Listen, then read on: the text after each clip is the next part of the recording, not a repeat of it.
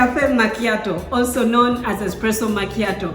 This is one of the most common coffee drinks that you see around in most of the coffee shops across the world.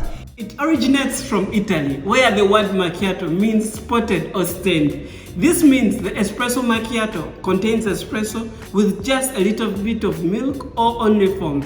This is perfect for people who don't like milky cup of coffee.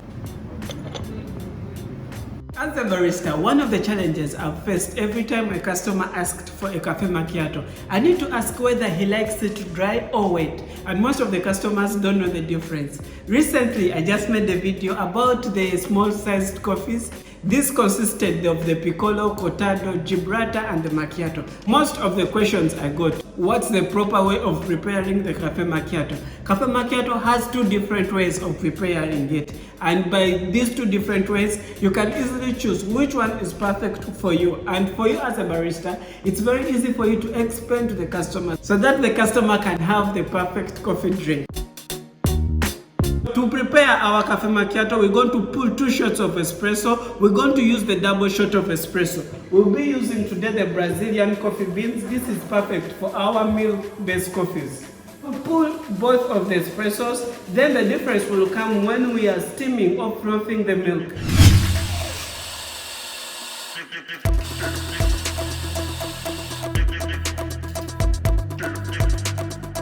So we will extract all our espressos. We're going to use 30 ml of our yield out for our espresso macchiato.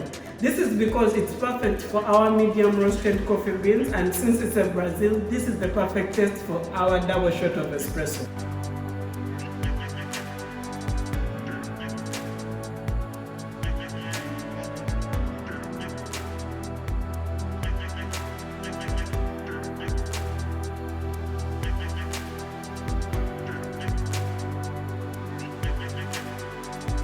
These are 2 double shots of espresso. Then we'll steam our milk.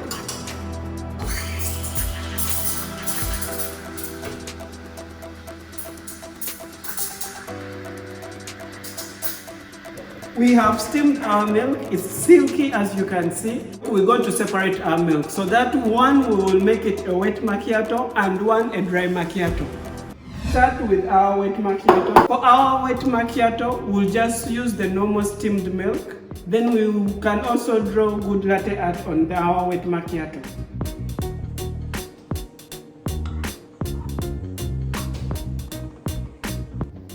So this is our wet macchiato. For our dry macchiato, we'll just take a little bit of foam.